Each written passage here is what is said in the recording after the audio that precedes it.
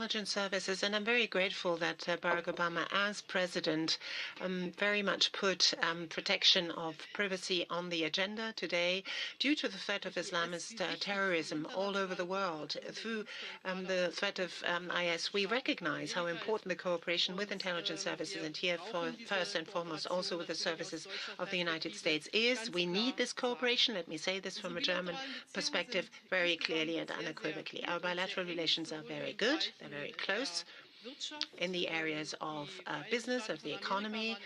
The United States of America last year were our most important trading partner,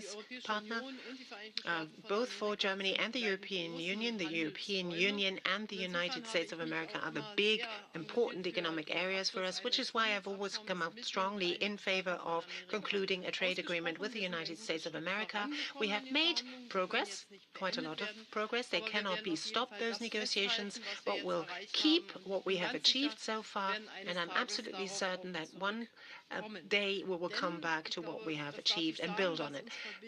Because, and that is my deep conviction, globalization, and I think we share this conviction, is that globalization needs to be shaped politically. It needs to be given a human face, but we cannot allow to fall back into pre-globalization times. So this conclusion of trade agreements that go beyond the scope of mere tariff agreements, customs agreements, are most important, and I'm very pleased that we were able to bring this to fruition between Canada and the EU. We've made great progress, particularly if we look at one of the great global issues, namely climate protection. Without the engagement of the current administration under the leadership of Barack Obama, this Paris Agreement would never have come about. There has been a change in the attitude in the United States towards that agreement, but there is also a better cooperation with China. So last year we were able to conclude a Paris climate agreement, which will lead the way for the rest of the world, which is groundbreaking. And together with the Sustainable Development Goals of the Agenda 2030 for the whole world, this is indeed a sea change, I think, that we see here. And step by step it will be implemented. There's another point that I wanted to mention here, particularly the engagement and commitment to Africa. For us Europeans, Africa as a neighboring continent is of prime importance. The development of African countries is in our very own vested interest. We as Germans, but also we as members of the European Union, will have to deal with this. It will be at the very top of our agenda. There are a lot of areas where we cooperate, fight against ISIL, for example. Here, Germany was able to contribute to a certain extent in certain areas, will continue to do so, for example, in supporting the Peshmerga, in air policing. But we also have to acknowledge that the United States of America bear most of the burden. They bear the brunt of this responsibility. So I take your remarks very seriously, Barack, that the European Union as a whole, but also Germany, needs to recognize that this is our alliance, our common alliance, our transatlantic alliance, that we have to step up our engagement, because in the long run we will not be allowed to accept this imbalance as regards the contributions we give to this alliance. And we have understood this message and we have started to react. We have worked very closely together, for example, in Afghanistan. We're continuing to do so. I'm very pleased that this military engagement, together with a political roadmap that we developed, we were able to continue. We want to bring about a political solution there. We work very closely together on the issue of annexation of Crimea and Russia's attempt to actually conquer Ukraine, and actually they did so, conquer part of the territory. We tried to come to a peaceful settlement here on this. So our interests are very much aligned. Our attempts of cooperation are very much aligned. We continue to build on what we've already achieved in these last months of the administration, and we will continue also with the new administration. This is the end of an 8-year cooperation that was very close indeed. From a German point of view, German-American and European-American relations are a pillar of our foreign policy. foreign policy that is obviously guided by interests, but that is very much also committed to shared values. So we have a platform, democracy, freedom, respect of human rights that we would like to see respected all over the world, and also a peaceful world order. We have shared those values, we continue to share those values, and obviously we will continue to cooperate with the new administration. But today, I think a word of gratitude is at hand. Thank you very much for this very close, very intensive cooperation. It's wonderful to be back in Berlin. This is my 6th visit to Germany. It will not be my last. I have somehow continued to miss Oktoberfest, so that's probably something that is better for me to do as a former president rather than as president. I'll have more fun. It's also wonderful to be back with my great friend and ally, Chancellor Merkel. As I reflect back over the last 8 years, I could not ask for a steadier or more reliable partner on the world stage, often through some very challenging times. So I want to thank you for your friendship, for your leadership, and your commitment to our alliance. And I want to thank the German people for the incredible partnership that our countries have been able to establish all these years. Last week marked the 27th anniversary of the fall of the Berlin Wall. The United States was proud to stand with the people of Germany as this nation and this continent reunited and rebuilt and reached for a better future. And it's a reminder that the commitment of the United States to Europe is enduring, and it's rooted in the values we share, values that Angela just mentioned: our commitment to democracy, our commitment to rule of law, our commitment to the dignity of all people in our own countries and around the world. Our alliance with our NATO partners has been a cornerstone of U.S. foreign policy for nearly 70 years, in good times and in bad, and through presidents of both parties, because the United States has a fundamental interest in Europe's stability and security. The commitment that Angela and I share to this guiding principle has formed the basis for our conversations this afternoon. We discussed our efforts to keep our countries competitive and to create jobs and opportunity on both sides of the Atlantic. The negotiations on agreements like TTIP have been challenging, and obviously at a moment when there's concerns about globalization and the benefits that accrue to particular people, it is important that those negotiations and channels of communication remain, because ultimately what we have shown over the last several decades is that markets and trade and commerce can create prosperity in all of our countries, that it's not a win-lose situation, but it can be a win-win situation. And at a time when the European project is facing challenges, it's especially important to show the benefits of economic integration by continuing to invest in our people and working to reduce inequality, both within and across our countries. I reiterated our hope that negotiations over the United Kingdom's exit from the EU will be conducted in a smooth and orderly and transparent fashion and preserve as closely as possible the economic and political and security relationships between the UK and EU. And I continue to believe what I said in Hanover, that the EU remains one of the world's great political and economic achievements, and that those achievements should not be taken for granted, that they need to be nurtured and cultivated and protected and fought for, because the achievements that we've seen on this continent, in contrast to a divided Europe of the previous century, are ones that remind us of how important it is that we work together and that we are willing to uphold principles that have resulted in unprecedented prosperity and security throughout Europe and around the world. With the threat of climate change only becoming more urgent, Angela and I focused on the need for American and EU leadership to advance global cooperation. Both of our nations were proud to join the Paris Climate Agreement, which the world should work to implement quickly. Continued global leadership on climate, in addition to increasing private investment in clean energy, is going to be critical to meeting this growing threat. Of course, we discussed our commitment to meeting shared security challenges, from countering cyber threats to ensuring that Iran continues to live up to the terms of the Iran nuclear deal. I commended Angela for her leadership, along with President Hollande, in working to resolve the conflict in Ukraine. We continued to stand with the people of Ukraine and for the basic principle that nations have a right to determine their own destiny, and we discussed the importance of maintaining sanctions until Russia fully complies with the Minsk agreement.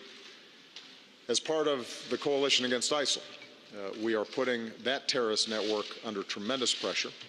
Here in Berlin this week, coalition members are meeting to ensure we remain unified and focused on our mission to destroy ISIL. We are very grateful for the vital contributions Germany has made to this fight, training local forces in Iraq, sharing intelligence, providing reconnaissance aircraft, including the recent deployment of additional NATO AWACS. And as Iraqi forces continue the liberation of Mosul, I'm pleased that NATO will be meeting the commitment we made in Warsaw to begin training additional forces in Iraq, which started this January. We also continue to stand united with Germany and our NATO allies in our ongoing efforts to build peace and stability in Afghanistan. On Syria, it's clear that the indiscriminate attacks on civilians by the Assad regime and Russia will only worsen the humanitarian catastrophe, and that a negotiated end to the conflict is the only way to achieve lasting peace in Syria.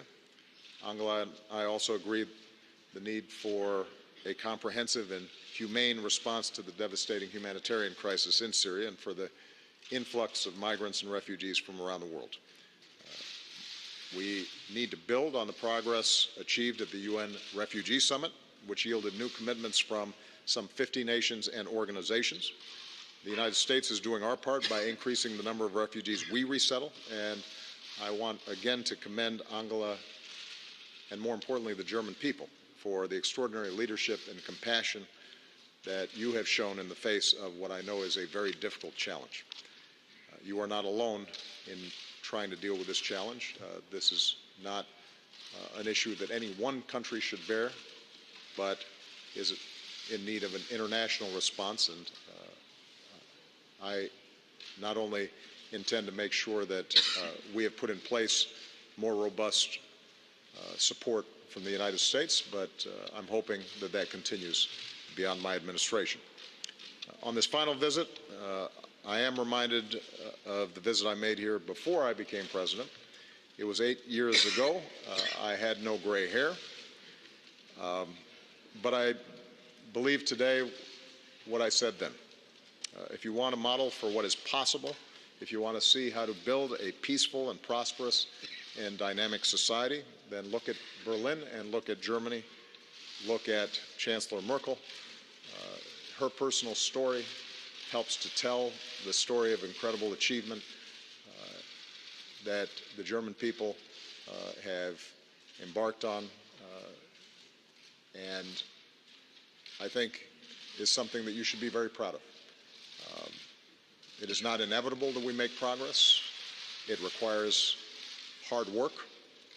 Sometimes it may seem as if progress is stalled, but what the history of post-war Germany shows is that strength and determination and focus and adherence to the values that we care about will result in a better future for our children and our grandchildren.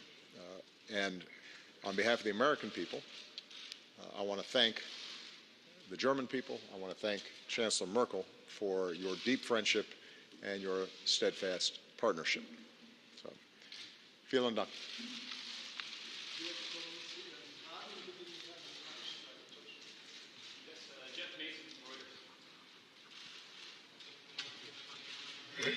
Thank you very much. Mr. President, you and the President-elect have very different views on Russia. After your meeting with him last week, can you assure Chancellor Merkel that a Trump administration would also support strong sanctions against Moscow?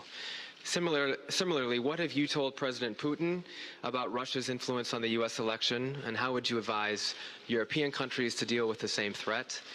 And lastly, if I may, would you like to see your friend Chancellor Merkel run for re-election next year? Frau Merkel, eine Frage auf Deutsch.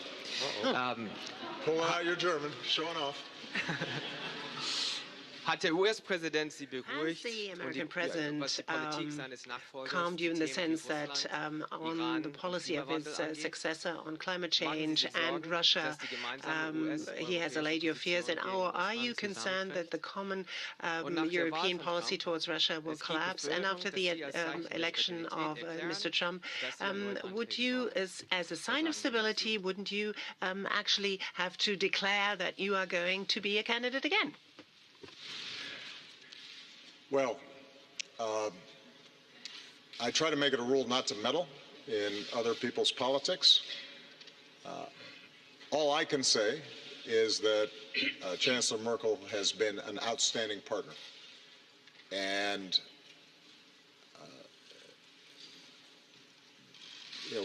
Chancellor Merkel is perhaps the only leader left among our closest allies that was there when I arrived. In some ways, we are now the veterans of many challenges over the last 8 years. And although we have not always been in sync on every issue, in terms of our core values, in terms of her integrity, her truthfulness, her thoughtfulness, her doing her homework, knowing her facts, her commitment to looking out for the interests of the German people first, but recognizing that part of good leadership on behalf of the nation requires engaging the world as a whole and participating effectively in multilateral institutions. I think she's been outstanding. So it's up to her whether she wants to stand again, and then ultimately it'll be up to the German people to decide what the future holds. If I were here and I were German and I had a vote, I might support her. But I don't know whether that hurts or helps. With respect to Russia, my principal approach to Russia has been constant since I first came into office. Russia is an important country. It is a military superpower. It has influence in the region, and it has influence around the world. And in order for us to solve many big problems around the world, it is in our interest to work with Russia and obtain their cooperation. I think we should all hope for a Russia that is successful, where its people are employed and the economy is growing and they are having good relationships with their neighbors and participating constructively on big issues like climate change. So I've sought a constructive relationship with Russia, but what I have also been is realistic in recognizing that there's some significant differences in how Russia views the world and how we view the world. The values that we talked about, the values of democracy and free speech and international norms and rule of law, respecting the ability of other countries to determine their own destiny and preserve their sovereignty and territorial integrity. Those things are not something that we can set aside. And so in On issues like Ukraine, on issues like Syria, we've had very significant differences. And my hope is that the president-elect coming in takes a similarly constructive approach, finding areas where we can cooperate with Russia, where our values and interests align, but that the president-elect also is willing to stand up to Russia where they are deviating from our values and international norms. I don't expect that the president-elect will follow exactly our blueprint or our approach, but my hope is that he does not simply take a realpolitik approach and suggest that, if we just cut some deals with Russia,